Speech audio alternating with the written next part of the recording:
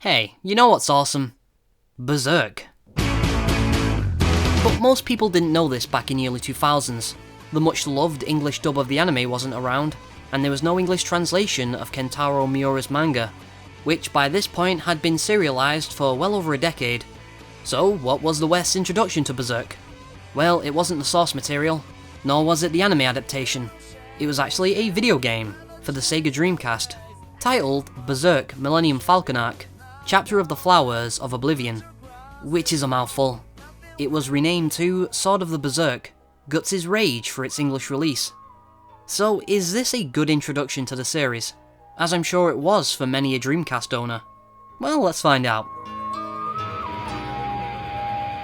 Oh, fiddlesticks!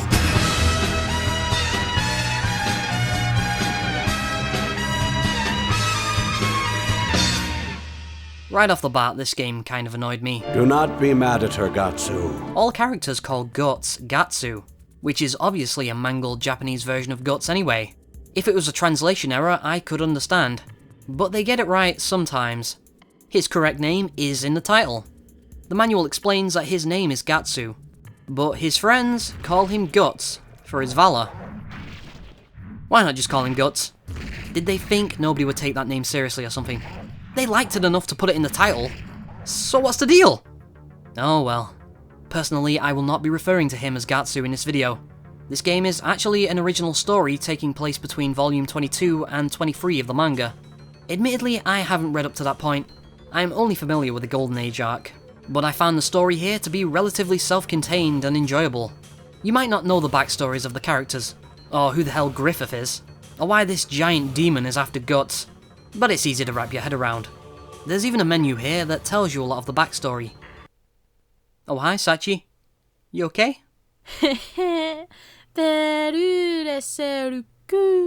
She recently watched Berserk and was driven mad by the Eclipse Massacre. She was just so heartbroken when she found out that Griffith is kind of a dick.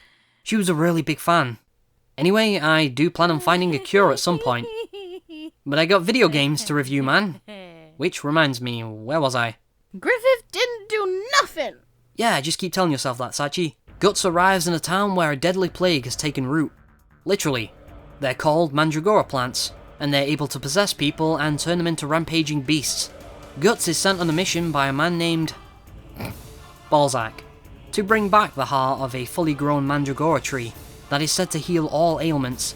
Guts thinks that this could be the solution to Casca's loss of sanity after the Eclipse Massacre. This game packs quite a dark atmosphere.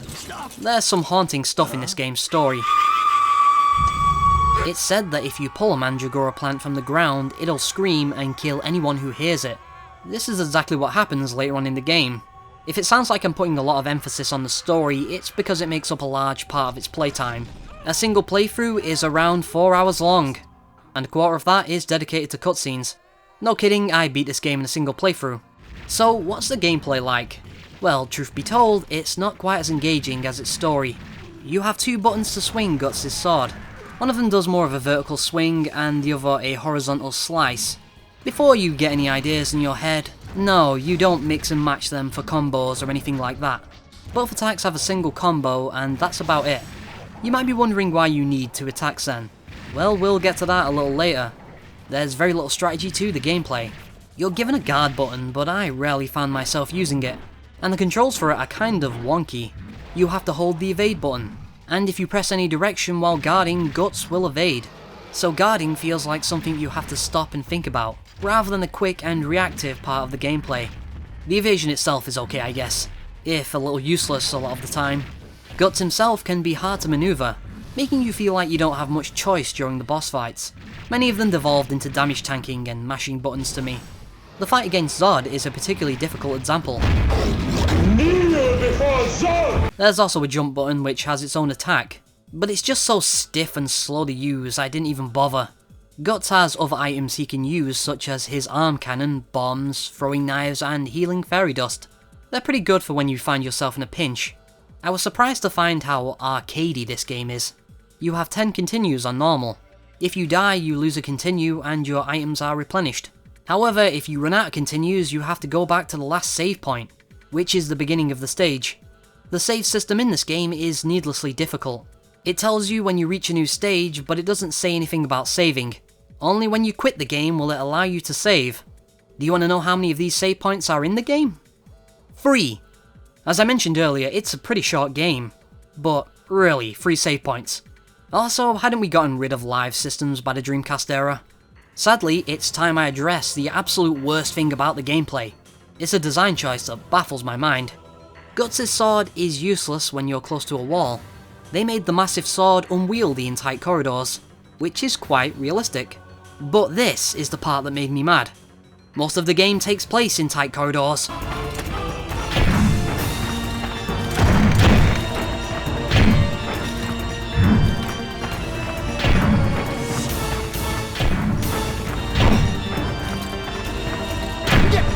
You'll be trying to hit enemies, but your combos will just keep getting interrupted. It made what could have been a fun hack and slash into a frustrating mess. Hey everyone, isn't Guts' sword awesome? Well, sorry to tell you this, but in real life it would be incredibly impractical and mostly useless. Why you gotta be such a buzzkill, game? Honestly, I can't think of any other game that does this. They sabotage their own gameplay. That's what it comes down to. This wasn't unintentional either. They were proud of this mechanic. They even tell you about it in the manual. Furthermore, this restriction is lifted when Guts goes into Berserk mode. This automatically triggers when you deal or take enough damage. You become pretty much invincible and your combos get a lot faster too. This is also why you have multiple attack buttons. The wide attack is useless in corridors, whereas the vertical attack works better but is still difficult. I still can't get over clanging your sword against the wall. Such a needless design choice as well. So what do you do when you're in these tight spots? You have to put your sword away and go fisticuffs with the monsters. This does very little damage, however. I just ended up switching back to the sword. It still does more damage, even with limited movement. Clunky sword mechanics when indoors aside, once you have a wide open space, the gameplay becomes much more fun. There's a lot of variety in the enemies, and the sheer amount of gore on screen is rather amusing. Guts' sword feels satisfying when you're given the chance to use it.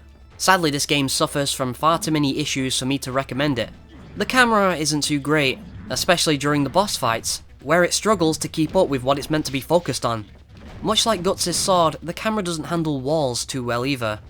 There simply isn't enough content in this game to make it worth a purchase. There are moments where the stages will branch off slightly if you manage to press a button in time. Oh goody, quick time events. I hate these things. This game was actually one of the first to use them, interestingly enough. The graphics are very nice for the most part, but they can be a little hit and miss. Some of the character models have nice, subtle details that help convey the story. I really like how it handles Casca. On the other hand, we have Rita. Oh geez.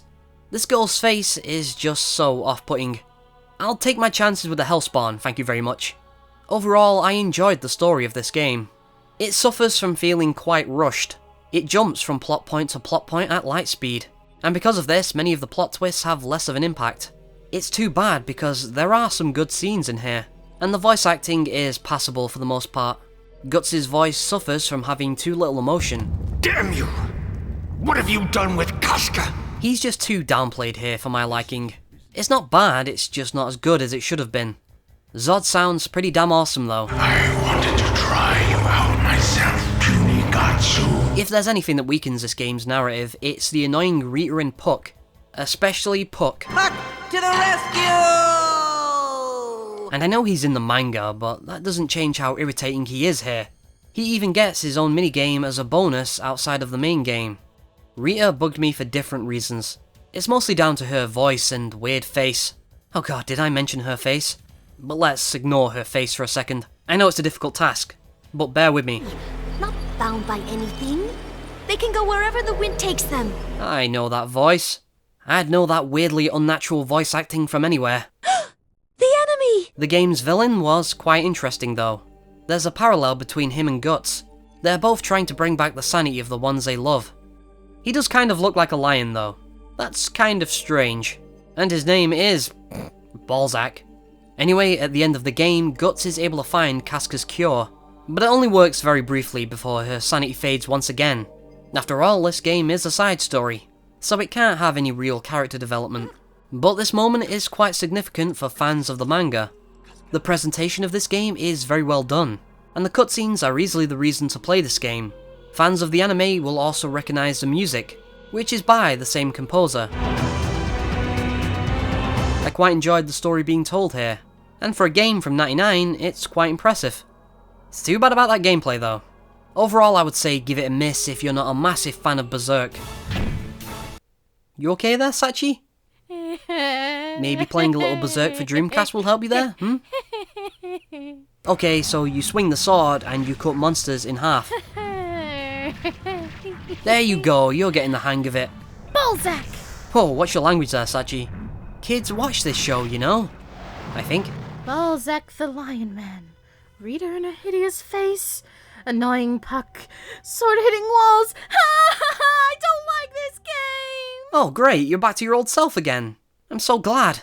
Remember everyone, if you find yourself in a hard time in your life, always remember that the cure is some good old Dreamcast. Disclaimer, do not actually play Dreamcast unless seeking professional help. Snickety is a fool who reviews video games on the internet and his advice should be taken with a grain of salt. The SnicketySlice YouTube channel does not take responsibility for any Sega Dreamcast related negligence on the viewer's parts.